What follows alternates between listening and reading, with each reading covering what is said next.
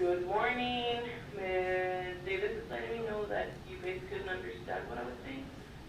We're going to start the announcement. Ms. Perez sent you the link on an email.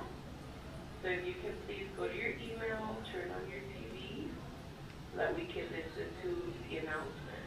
Thank you. Have a wonderful day.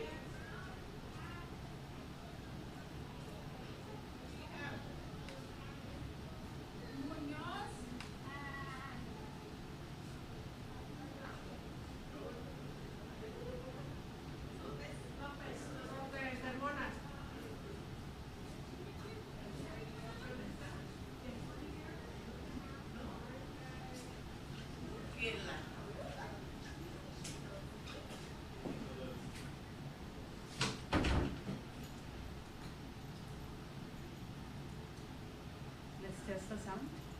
Okay.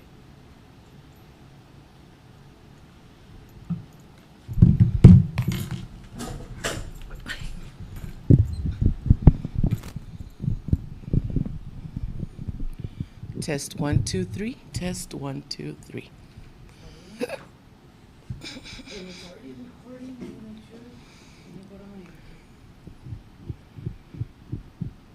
Just to make double check. I always try to check on my YouTube.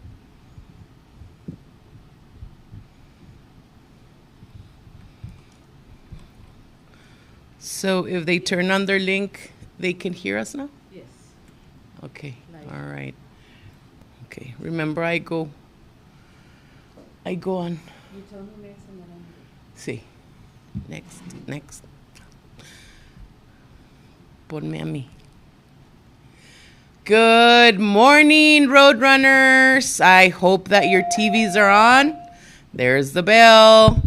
Okay, we started a little late. Announcements will usually start at 7:25, guys. But we saw a lot of students still in the hallway. Let's go ahead and remember tomorrow we need to be in school before 7:20 because teachers pick you up at 7:20 and we need to get the day going. All right. So today I'm here to talk to you about simple circles. We're going to start this dynamic in your classrooms led by your teachers that are called circles, and you're starting it tomorrow. So I'm going to tell you a little bit about why we're doing circles and how do they work. All right? We can go ahead and go to the slides. You're not going to see me, but you can hear me. Switch to the slides. No. Like, get rid of me. All right, guys. So this is our campus circle lead team. We have Ms. Mendoza, Ms. Acosta, your counselor, Ms. Vasquez Bañuelos, Ms. Davis, your assistant principal, and Ms. Flores. Next slide. Okay, so these are the parts of a simple circle. In a circle, you're going to form a circle with your whole class. Once you're in a circle, your teacher is going to lead it. She's going to have a talking piece and do a welcome. All right. The talking piece is going to be an object, and whoever has it is the only person that is able to talk. You're going to pass it all around.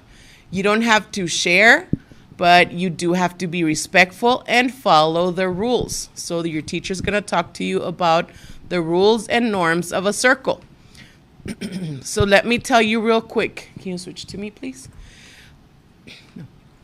So in a circle, everything that's in the circle stays in the circle. So whatever we talk about there, you don't share with anybody else outside of the circle. Except, okay, there's 4 exceptions. We're not going to honor confidentiality if you say something like, someone's hurting you, you want to hurt someone, your life's in danger, or, okay, so you want to hurt someone, someone's hurting you, your life's in danger, or you want to cause danger to yourself, okay? So for those 4 reasons, we will not honor confidentiality. Okay, back to the slides. Next slide. Oh, sorry, previous slide. I forgot 3 parts. Okay, so once we're in the circle, we're going to do the rules. After that, we're going to do our check-in. We're going to talk about how you're feeling today. Okay, the circle keeper always starts first, which is your teacher. And you're going to talk about your emotion. How do you feel? After that, we're going to do a regulation skill, which is practice your breathing, visualization, grounding, or any other regulation skill. And then we do the closing. And that's it. That's your simple circle. Next slide. So I'm going to tell you a little bit about the science of emotion, regulating to learn using circles. Next. In Clint ISD, we lead circles so all students feel loved, important, and safe. Next. The check-in part of the circle, the check-in part of the circle helps us identify how we are feeling. Next. The regulation skill part of a circle helps us get our brains ready to learn. Next. To learn, our brain needs to be in a regulated state, in a smart state. So if you see the picture of this brain, you can see the red blood flowing on top, and your brain is happy. It's a regulated brain. Next slide. Throughout the day, we feel all kinds of feelings. All feelings are normal. Feelings are what makes us human. However, sometimes big feelings like extreme sadness, extreme fear, extreme or super happy. Whenever you're super happy, bouncing off the walls, you're not regulated. So, our brain can be dysregulated. We can't learn or think or make decisions if your brain is dysregulated. Our brain may need help regulating to get back to smart brain mode. So what are some ways to regulate our brain? We breathe. Okay, we go get a drink of water, we go for a walk, exercise, draw, breathe. Again, very important. So let's breathe, walk, wet your face, hands. Let me think about this. What do you do to regulate? You have to target your 5 senses. What works for you? That's where you're going to start to find out with all these exercises that we're going to be doing. Next. Okay, so these are some regulating strategies. Breathing. We're going to go over some of these throughout the year. Next. Next time you have a big feelings, follow these 3 steps to get back to a regulated state. Next. Step number 1. To regulate the brain, identify your emotion. Next. The check-in part of the circle helps us practice identifying our emotion. How are you feeling today? Next. So you're going to see these posters in your classroom, and these are the ones we're going to use for our checking in. It's the Roadrunner feeling meter. You're going to say, oh, I feel like a bear, like a hyena, like a sloth, like a panda, like a roadrunner. So if you're a bear, we can also say like from 1 to 5, you're at a 1 because you're angry, terrified, stuff like that. If you're a hyena, you're a number 2. You're nervous, you're feeling lazy. If you're a sloth, you're a number 3. You're tired, you're sad. If you're a panda, you're a number 4. You're calm. You're happy, you're loved. If you're a roadrunner, you're excited, you're proud, you're strong. All right, and we also have it, if you're in a dual language class, you also have it in Spanish, chequeo emocional, medidor de emociones de los correcaminos. Next. Okay, step 1 was name your emotion. Step 2, how big is your feeling? So is it like a little monster, like from a 1 to 3?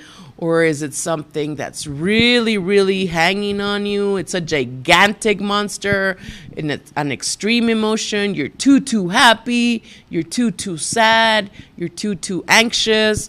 That's like from a 7 to a 10. So we need to measure your feeling. How big is your feeling? That's step 2. Next. Step 3.